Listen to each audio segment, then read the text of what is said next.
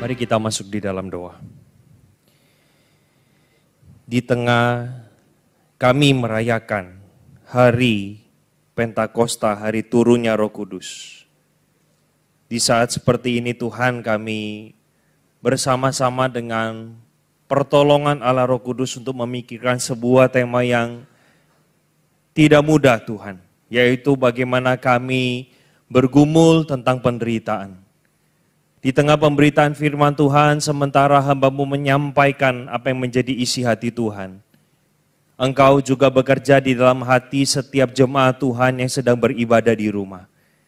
Bekerjalah Tuhan untuk menolong kami, menyadarkan kami, dan membawa kami melihat akan kebenaran firman Tuhan ini yang boleh memerdekakan kami dan menolong kami.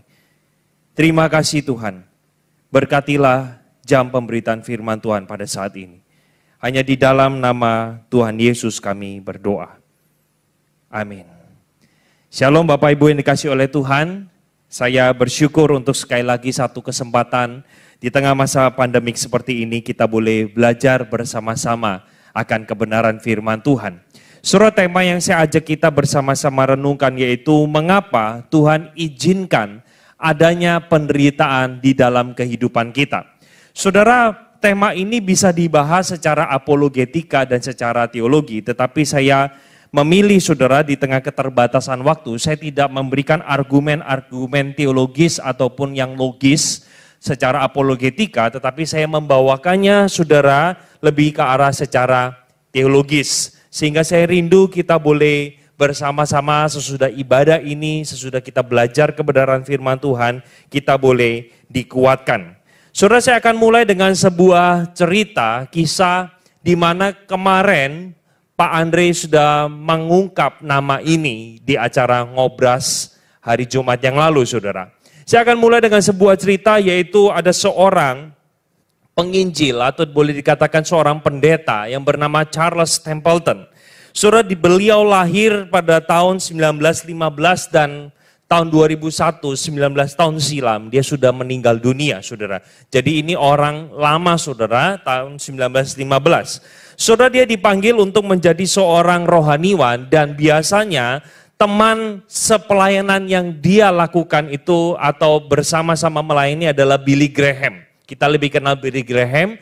Nah, Charles Templeton ini adalah rekannya yang biasa bersama-sama pelayanan KKR bersama dengan Billy Graham. Saudara, satu kali dikatakan saudara tahun 1957 dia bergabung saudara dengan atau belajar di sebuah universitas yaitu Princeton University. Dan dia di sana mengenal teologi liberal saudara. Saudara, teologi liberal tidak percaya bahwa Alkitab adalah firman Allah. Beberapa bagian itu dipercaya bukan tulisan atau dianggap sebagai firman Allah, tetapi itu menjadi firman Allah. Nah saudara, teologi ini sangat mempengaruhi kehidupan teologis dari seorang Charles Templeton.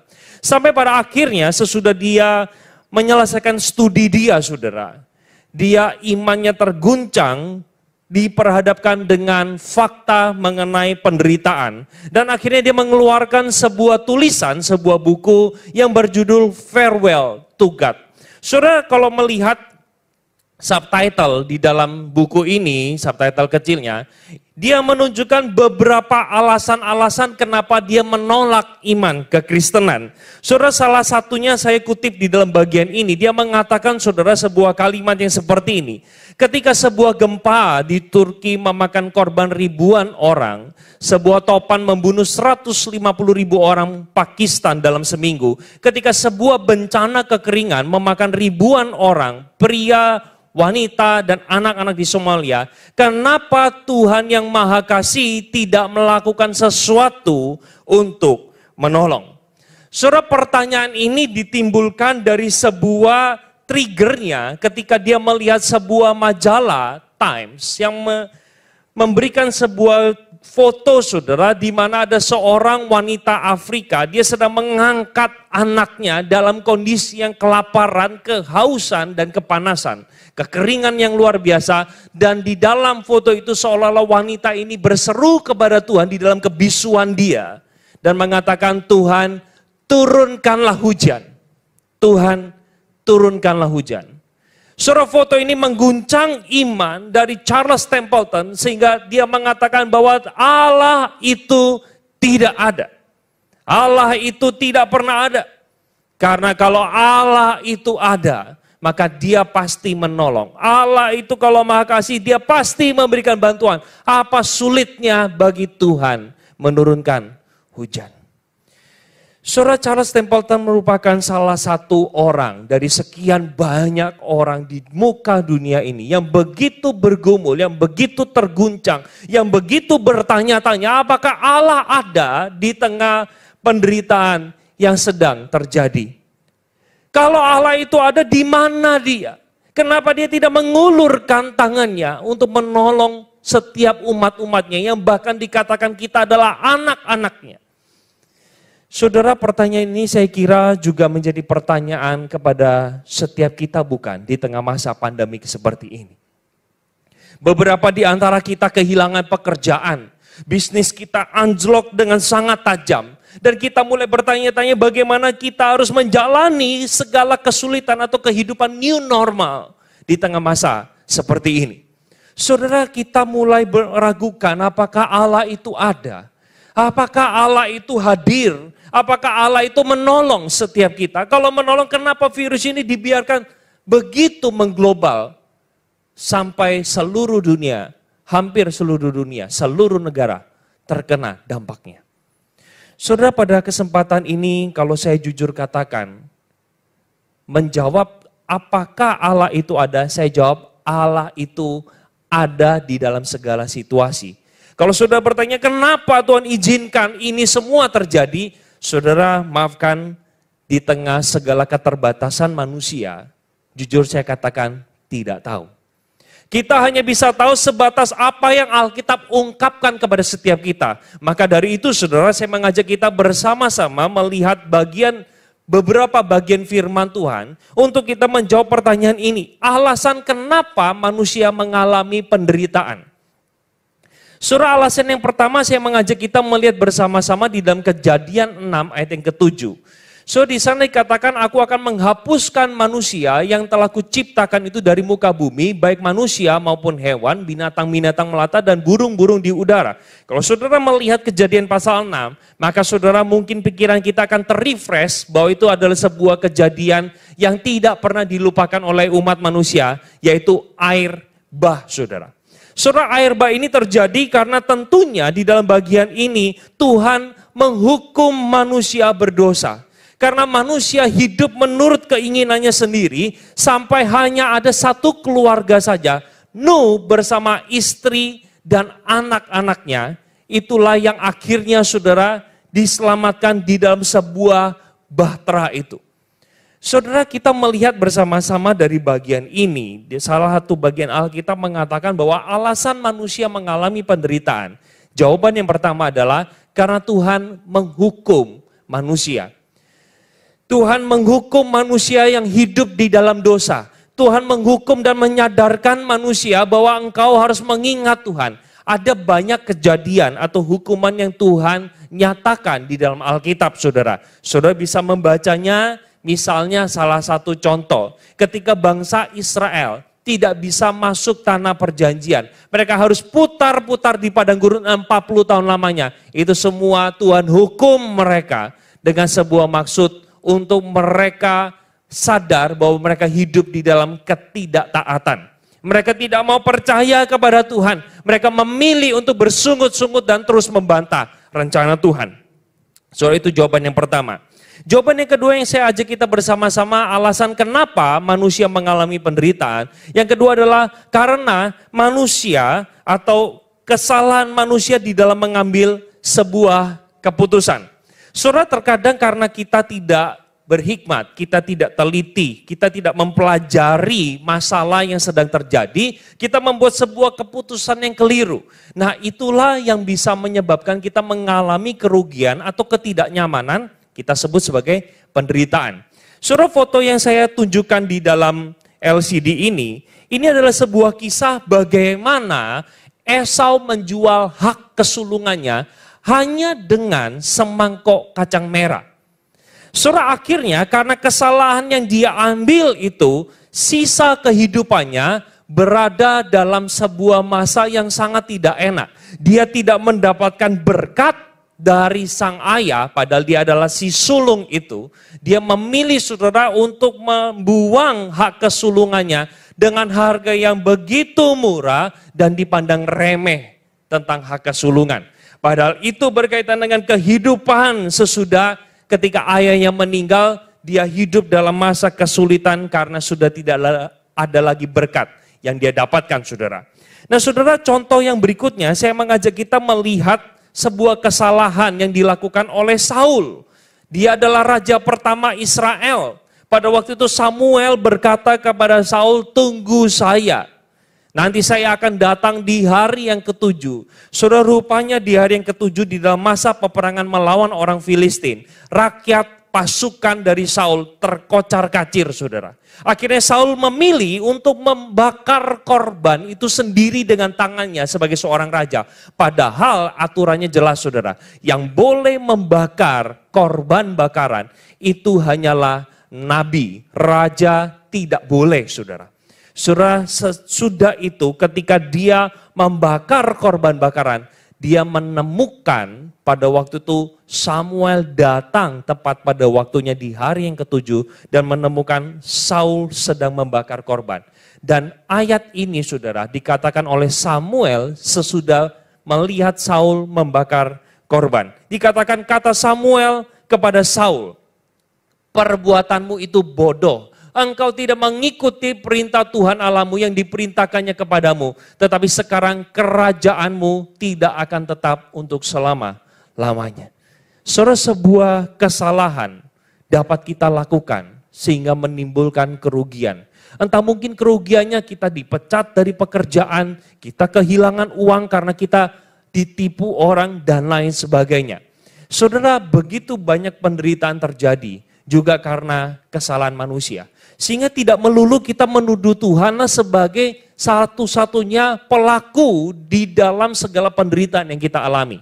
Kita bisa melihat bersama-sama, saudara, di dalam bagian ini. Saudara, yang ketiga, alasan kenapa Tuhan izinkan adanya penderitaan di dalam kehidupan kita. Jawabannya adalah untuk menguji kesetiaan kita di dalam mengikut Tuhan. Saudara, saya ajak kita untuk melihat satu contoh pada gambar ini. Saudara bisa tebak kira-kira gambar ini atau foto ini mengacu kepada tokoh Alkitab siapa? Betul, saudara, Ayub. Kalau saudara melihat segala penderitaan yang Ayub alami itu begitu mengerikan. Dia dikatakan dia sebagai orang yang saleh, saudara, tetapi ketika di balik semua yang dia lakukan, ada iblis yang sedang bernegosiasi dengan Tuhan dan dia mengatakan, "Kamu, Tuhan, menjaga seluruh kehidupan Ayub." Makanya dia setia. Coba kalau misalnya Tuhan ambil semuanya, dia pasti meninggalkan Tuhan. Saudara tahu cerita berikutnya, ternaknya habis dijarah. Belum sempat dia berduka, anak-anaknya mati tertimpa bencana, angin merobohkan, saudara, rumah satu keluarga meninggal semua, 10 anaknya mati, saudara, tertimpa rumah. Bukan hanya itu, dari ujung kepala sampai ujung kaki dipenuhi dengan borok yang bau dan gatal. Saking gatalnya, saudara, Ayub harus memakai beling atau kaca untuk menggaruknya. Dan terakhir, saudara, sang istri mengajak Ayub untuk mengutuk Tuhan.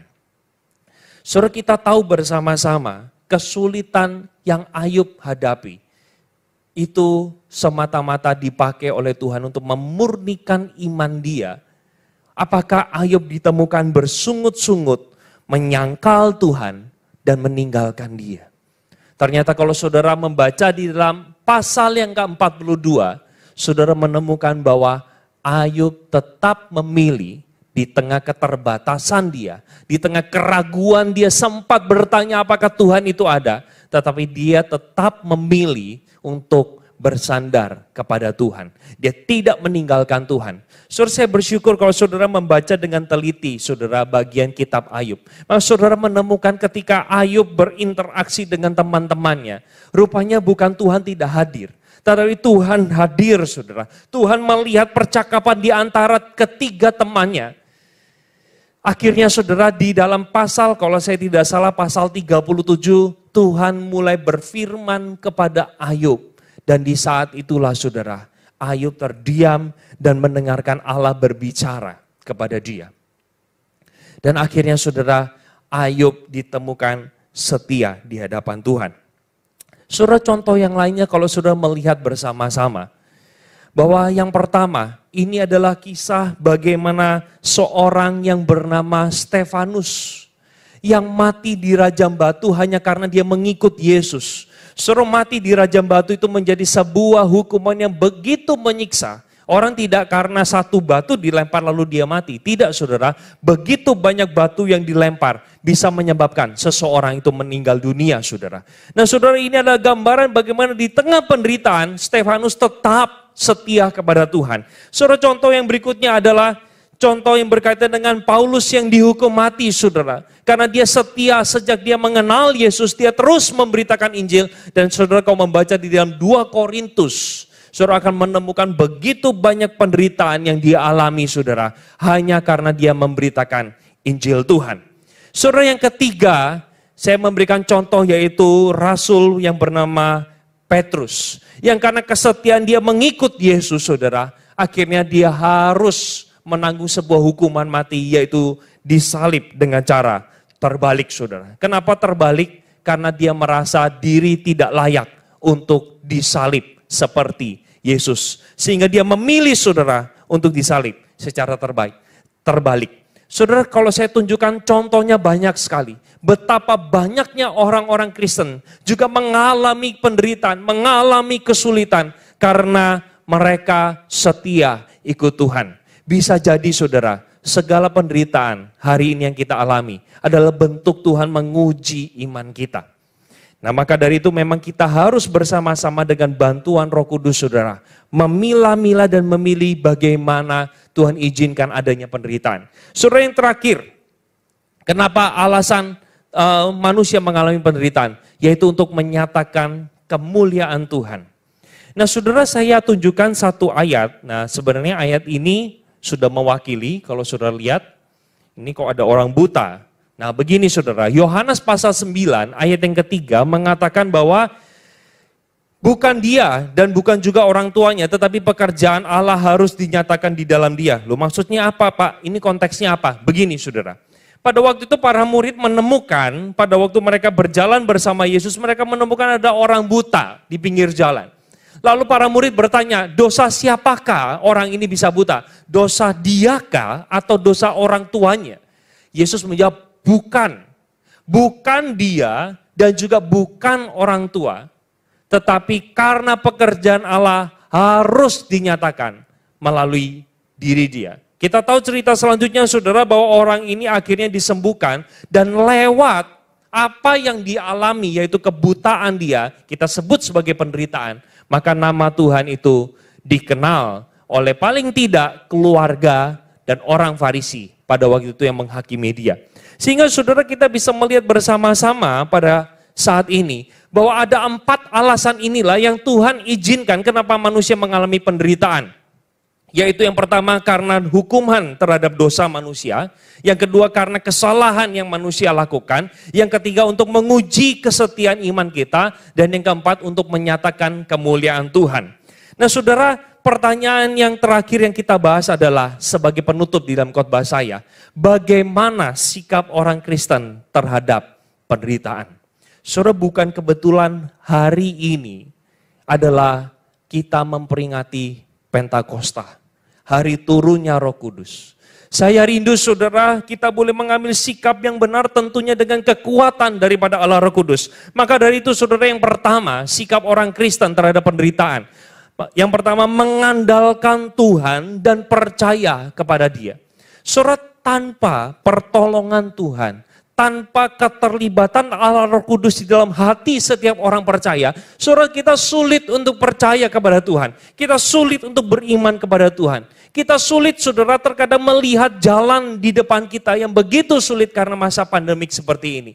Beberapa jemaat, saudara, mungkin bertanya, Pak, saya sulit untuk melihat Tuhan. Bagaimana saya bisa percaya kalau penghasilan itu nol? Saya harus kasih makan apa untuk istri, untuk suami, untuk anak-anak saya? Bagaimana kami harus bertahan hidup?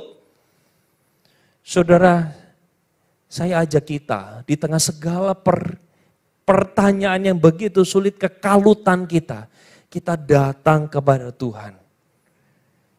Mari kita memilih untuk percaya kepada Dia. Percaya tidak bersungut-sungut. Amsal 3 ayat ke-5.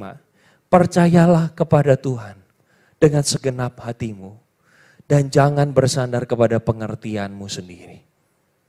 Suruh hal yang kedua dan yang terakhir adalah mari kita belajar bukan hanya sekedar percaya, tetapi kita setia mengikut Tuhan walau sulit. Mari kita pikul salib, kita sangkal diri kita. Sekali lagi, tanpa kekuatan Allah Roh Kudus, kita tidak mampu dan kita tidak bisa.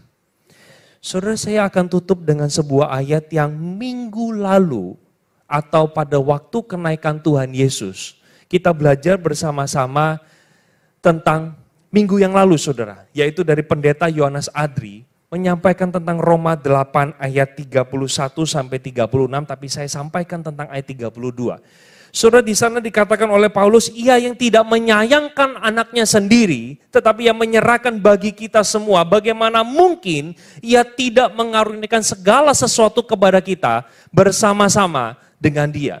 Saudara, ayat ini ingin menjelaskan kepada setiap kita, peristiwa salib adalah peristiwa yang terbesar dan paling mulia yang Allah kerjakan di dalam sejarah kehidupan manusia. Kalau yang paling manusia butuhkan saja, Allah sudah mati dan rela berikan nyawanya yang paling berharga. Saudara, apalagi yang Dia tidak jawab. Saudara, di tengah segala pergumulan dan masalah yang Tuhan izinkan terjadi, bisa jadi Tuhan sedang memproses iman kita semakin serupa dengan Kristus. Saya rindu saudara, di momen Pentakosta ini kita boleh bersama-sama mengambil sikap untuk merenungkan, memaknai segala penderitaan, kesulitan, pergumulan yang kita hadapi. Mari kita masuk di dalam doa. Bapa di dalam kerajaan sorga, pada saat ini kami datang kepada Tuhan. Di tengah segala pertanyaan kami, apakah Tuhan hadir? Apakah Tuhan ada? Di manakah Engkau di tengah masa pandemik seperti ini? Tuhan, hamba-Mu berdoa untuk setiap jemaat Tuhan. Berikan kekuatan melalui kehadiran Allah Roh Kudus di dalam hati orang-orang percaya. Sehingga memampukan kami terus boleh bertahan, mengikut Tuhan, setia dan percaya kepada Engkau. Tuhan, sekali lagi meteraikanlah firman Tuhan ini di dalam hati setiap orang-orang yang mendengarnya, supaya boleh membawa kami mengalami pertumbuhan di dalam Engkau. Terima kasih Tuhan, hanya di dalam nama Tuhan Yesus kami berdoa. Amin.